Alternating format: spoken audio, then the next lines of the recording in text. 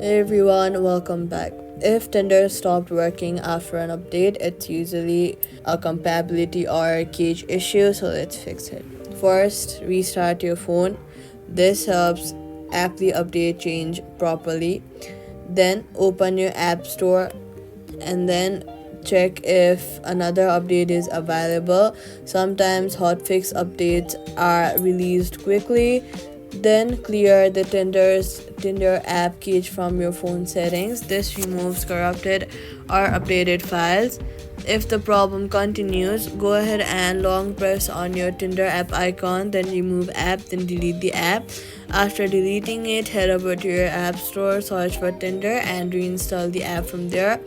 Then log back in after installation. A clean reinstall usually fixes post update problems, and that's it. Subscribe for more quick fixes.